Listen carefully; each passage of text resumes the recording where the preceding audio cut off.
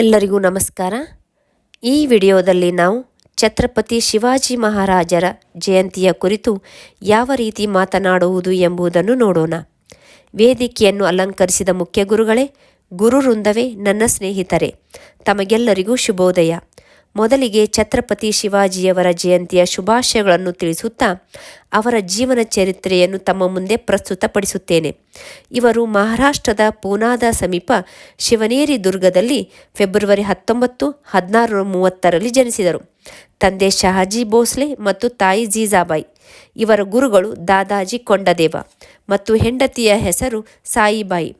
1674 ರಾಯ್ಗಢದಲ್ಲಿ ಶಿವಾಜಿಯವರ ಪಟ್ಟಾಭಿಷೇಕವಾಯಿತು.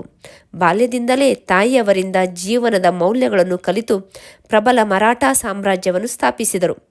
ಶಿವಾಜಿಯವರು ಬಿಜಾಪುರದ ಸುಲ್ತಾನರ ವಿರುದ್ಧ ನಿರಂತರ ವಿಜಯ ಪಡೆಯುತ್ತಾ ಹೋದರು. ಇದರಿಂದ ಕೋಪಗೊಂಡ ಬಿಜಾಪುರದ ಸುಲ್ತಾನನು ತನ್ನ ಪ್ರಬಲ ಸೇನಾಪತಿ ಅಫ್ಜಲ್ ಖಾನನನ್ನು ಶಿವಾಜಿಯವರನ್ನು ಸಂಚಿನಿಂದ ಕೊಲ್ಲಲು ಕಳುಹಿಸಿದನು. ಇದನ್ನರಿತ ಶಿವಾಜಿಯು ಹುಲಿ ಪಂಜದಂಥ ಅಸ್ತ್ರವನ್ನು ಬಳಸಿ ಅಫ್ಜಲ್ ಖಾನನನ್ನು ಕೊಂದರು. ಮುಂದೆ ಮರಾಠರು ಮೊಘಲರನ್ನು ಸದೆಬಡಿದು ಬಲಿಷ್ಠ ಹಿಂದೂ ರಾಜ್ಯ ಸ್ಥಾಪಿಸುವಲ್ಲಿ ಯಶಸ್ವಿಯಾದರು. ಇಂತಹ ಮಹಾನ್ ಶಕ್ತಿ ಏಪ್ರಿಲ್ 3, 1680 ರಾಯ್ಗಢ್ನಲ್ಲಿ ನಿಧನರಾದರು.